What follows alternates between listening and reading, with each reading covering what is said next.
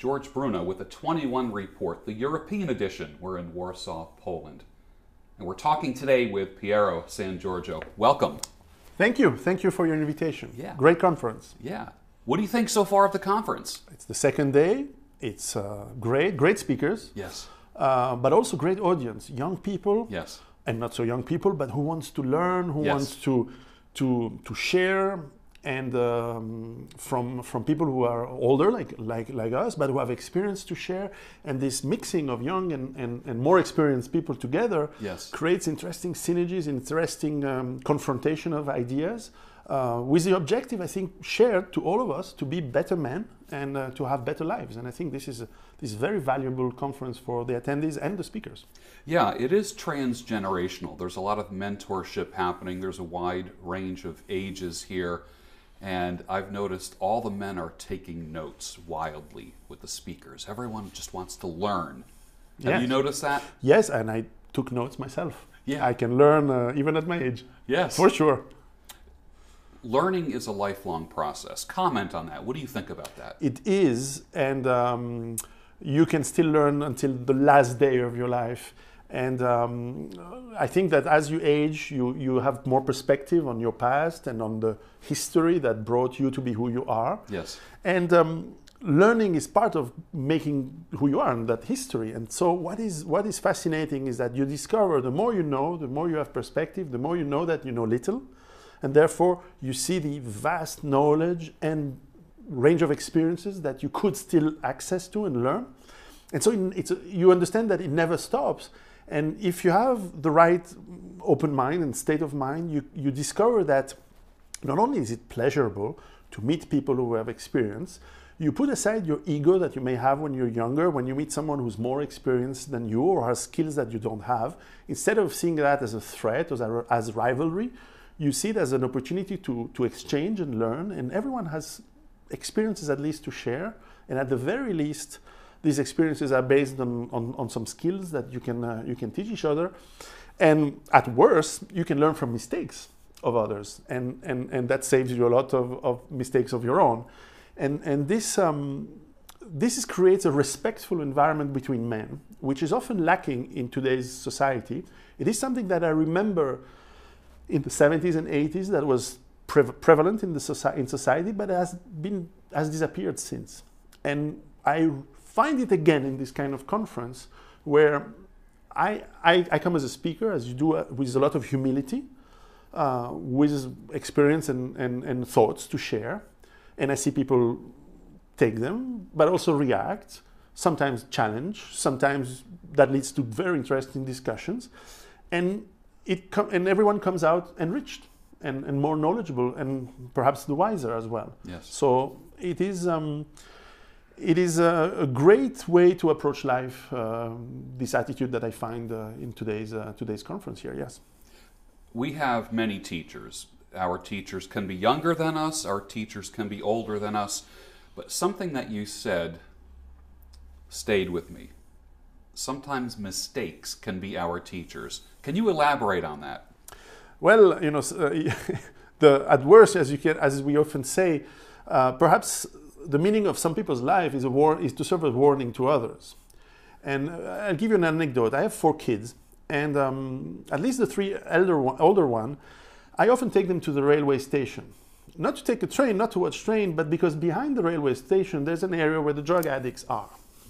So I'm not going to say to them, don't take drugs or whatever. I show them that this is what happens when, unfortunately, because of, I'm not judging them, of circumstances of life, this is what happens when you're a junkie. And I can show them the state, the physical state, the mental state, the look of the people, the miserable, unfortunate life that these people have because of their addiction, for whatever reason. I'm not judging them as humans, but I'm showing them to my kids. And I say to them, well, look, one day you will have the choice. This is where drugs will or may lead you.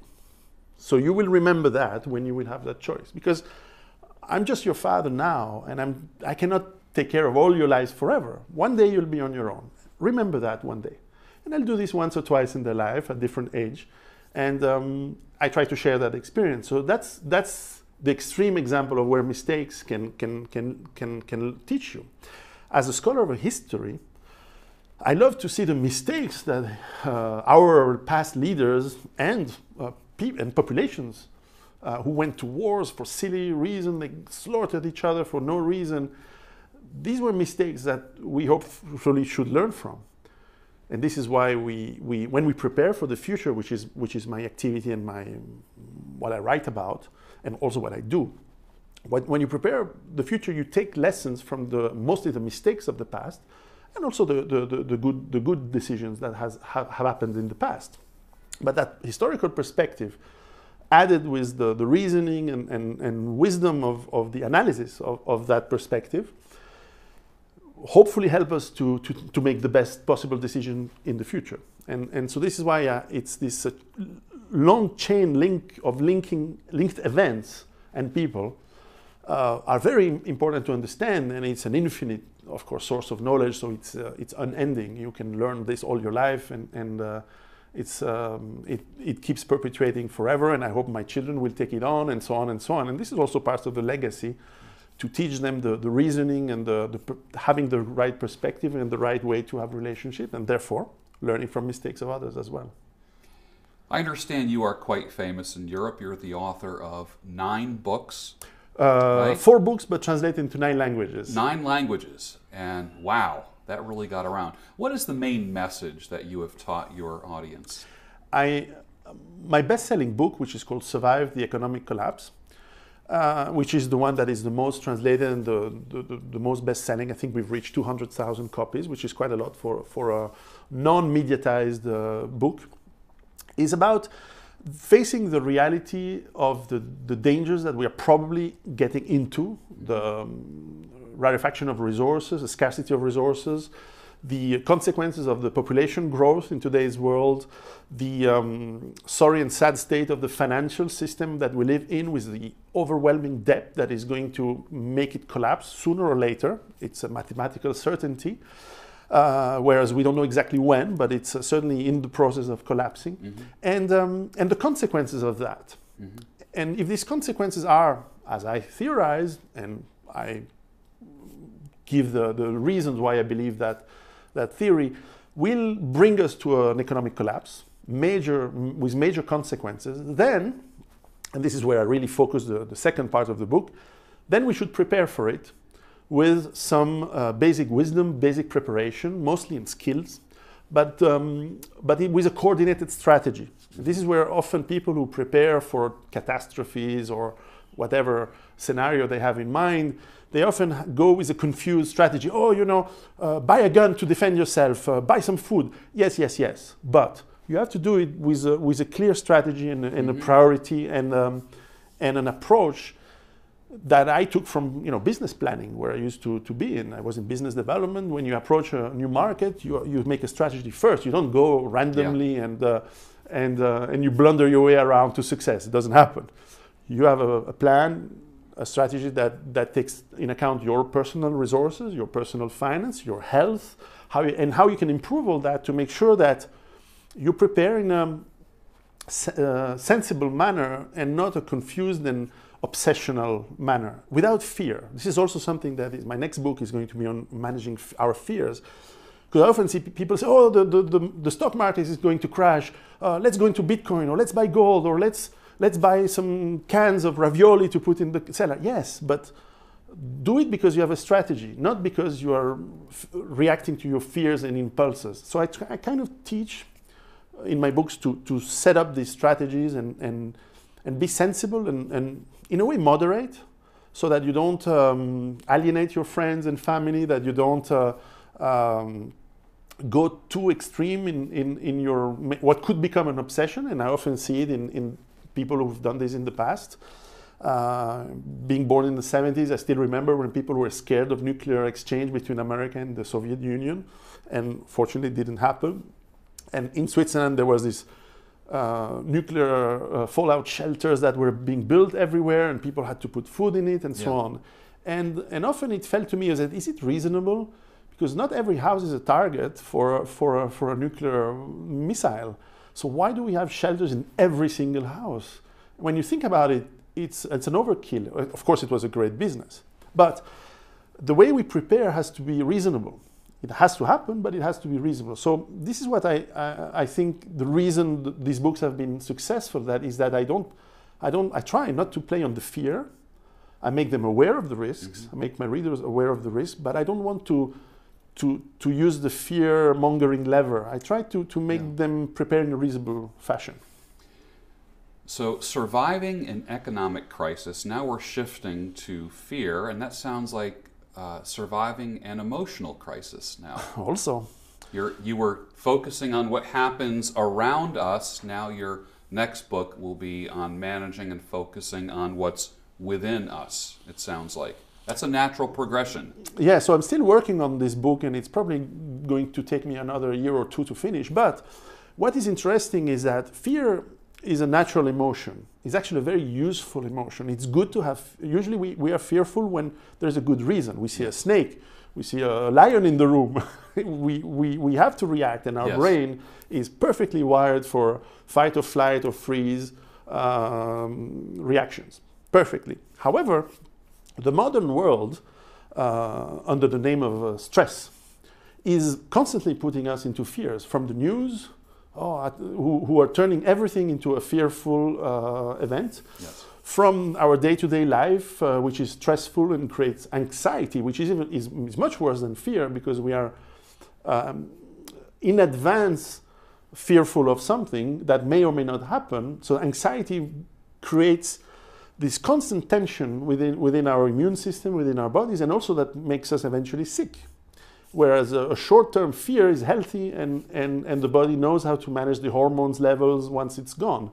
You know, when you run away from your saber-toothed tiger, once the tiger is gone, that's it. Whereas today, your nagging boss or your nagging wife is always there. So you are fearful of making him or her angry. You're fearful of losing your job. You're fearful to be late. You're fearful of so many things. And the media doesn't help at all. They're constantly pumping us with a fear factor, building up anxiety. And then you and I were talking about time for men to unplug, to get by themselves, to maybe sit back and have a bourbon and a cigar and just relax and think about the day, think about their life, think about the future, and just ponder things and release stress. And you respect the concept of a man unplugging from the matrix. Absolutely. Unplugging, being alone. I think a man has to be alone quite a lot. We can think, we can learn, we can recover, we can lick our wounds, so to speak. I like, for example, for me, a way to relax is to read. I've read probably 4,000 books in my life so far. I love to read books, especially history, but also philosophy, psychology, and the novel once in a while. But this moment alone with your thoughts, or even without thinking, on just looking at the sunset over the mountains near my farm, or when I'm on holiday enjoying the sea and just doing nothing, just walking. I love to walk in nature and listening to conferences of some of those events. But certainly, this being alone enables you to think, enables you to unplug, enables you to ponder who has told you what and why and what is the reason over the last few days, and then say, hold on a second, but is it what I've been told, is it a fact? Is it true? And so you learn to think by yourself. This is what I always say in my conferences. There's one thing people should learn, is to think by yourselves. Don't believe me when I talk about economic collapse. Think, check the data. Don't believe anyone. Be yourself as a man, as a whole man, with your doubts, with your hesitation, with your humility. Yes, but think by yourself. Because you said something that was great the other day, and that my father was telling me the same thing. You're 100% shareholder of yourself. No one else is. So what you do with your life, in the end, is your responsibility. It's not your father's fault. It's not your mother's fault. It's not your school. It's not your wife's or fault. In the end, it's you. You decide. Sometimes you decide to suffer, and sometimes it's worth it. And sometimes it isn't, but it's you. Decide, think by yourself, be a master of yourself. And it's hard because, as we all know, we don't have 100% decision power on ourselves. We don't manage our hormones. We don't manage we don't decide which emotions we're going to feel. When you feel sad, you feel sad. However, you can decide how you react to them, how you manage your emotion. And indeed, fear is something that your instincts will bring to you. Your neurological system will bring you that state of stressful fear. And you sometimes say, okay, yes, there's a good reason to be fearful. I must act now. Or, no, this fear is irrational. It's anxious. It has been brought to me by the media, by the powers that be, because they want a population that is docile and therefore fearful. No, I'm not going to act on that fear, and I'm going to relax, and I'm going to have my glass of, I like good Italian wine or Spanish wine, Yes. and have a cigar and see the world burn under me if it has to be, but at least it will be my choice. Yes. Learning from our mistakes, managing our emotions, preparing for the future. Piero San Giorgio, thank you. Thank you.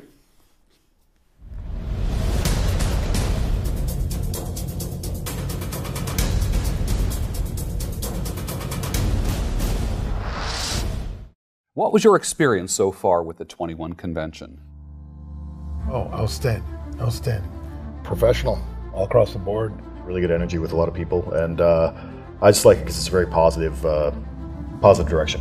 This, George, this has been a first-class event. It's fantastic. You guys run a really tight ship. I've been to a lot of conventions over the course of my business career, and I can tell when things are well run and when things aren't, and this is a very well-run operation. I was very impressed. It's pretty incredible to see where Anthony's brought it, especially from last year, which was my first year here, and to see the upgrades he's made has been incredible.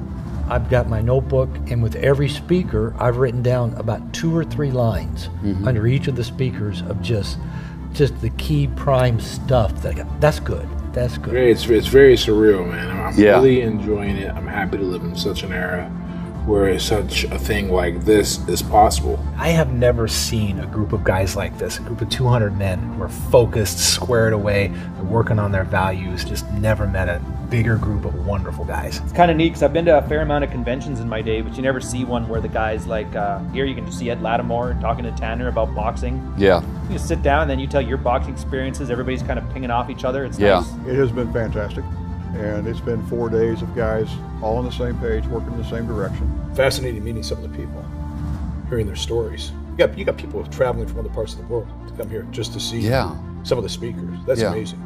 The thing that's impressed me is everybody here is very serious. Yeah. They're taking it close to their heart. What a great convention. Thanks, George.